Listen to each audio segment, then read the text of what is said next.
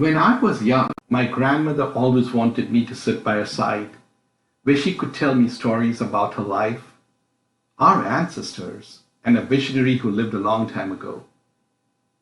Even though, as a child, I had no interest in such things, I enjoyed spending time with her. I loved how she would tell me the stories and make it so entertaining. It was always accompanied with snacks. As I grow older and venture on my own, I often find myself at crossroads where I'm not sure what the next step should be. Many times I debate what decision to take, uncertain where each one would lead me. It is at times like these that I recall the stories which help bring clarity to a situation. Our bonding time and her entertaining way of telling stories sure made an impact on me and the way I view life. Knowing the value of what I learned and how it still guides me, I would like to share and pass down the wisdom that I learned from her. My grandmother told me this is how it all started. A long time ago, in an exotic land, people lived in tribes. Each tribe was ruled by a tribal chief and religious head.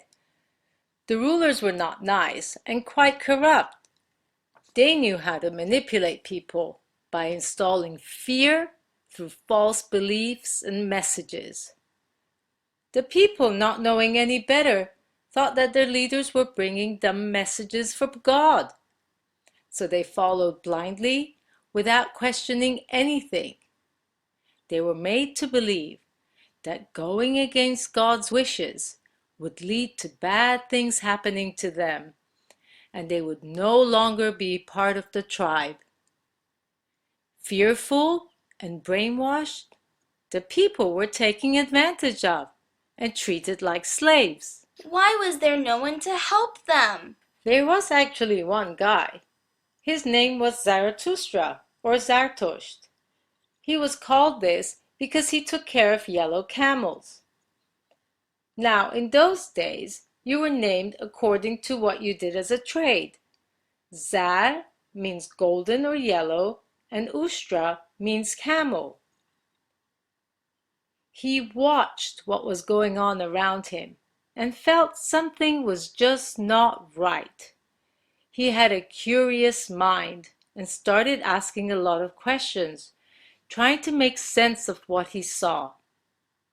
He first asked his elders and the religious authority, thinking they would know the answer. They did not or could not answer his questions. In fact, he was told not to ask so many questions, for being a rebel would not be good. Like everyone else, he should just follow the rules. So what happened then? Oh, that didn't stop him. He was smart and soon figured out that they did not really know the answers to his questions. They were quite annoyed that someone dared to question them.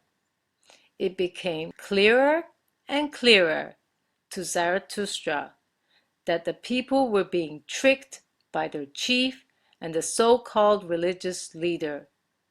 Not being able to get his answers, he was more determined to find them. But what kind of questions was he asking? What did he want to know? Like, why does the moon wax and wane? How does an acorn grow into an oak tree and not a rose bush? At first, his questions were simple. After a lot of reflection and meditation, he started to come up with the answers. As he started getting insights and started to work with his own intuition, his questions started to get much deeper. Zarathustra used to ask himself questions all the time. In fact, he called himself a mantran. He kept thinking about these questions, even while he was doing his daily job of taking care of the camels. What is a mantron? A person who asks thought-provoking questions. Oh, like me? asking you these questions? Yes. Well, I think he got a lot more than he bargained for. A whole new world opened up to him. Remember this: the more you think about something and meditate on it, the more you exercise your brain. You will be pleasantly surprised that the answers will come to you. Now that he had this wisdom, he realized that he had to share it with others. What did he find out that was so important? We will talk about all that he found out another time. Okay, so what did he do? Wouldn't he get in trouble for telling others? Yes, but that did not stop him. He realized what he discovered was awesome. He was excited about sharing it with others and hoping it would improve their lives. But how was he going to get this across? He decided to use his secret weapon. What secret weapon? Sweetness of speech. What do you mean? How would he use that? Songs, like the nursery rhymes we used to sing together. He composed 17 songs to be sung by people. In these songs, he put the things he learned so people could remember and sing them individually or in gatherings. Oh, like when we go to a sing-along. Exactly. Now, that's enough for today.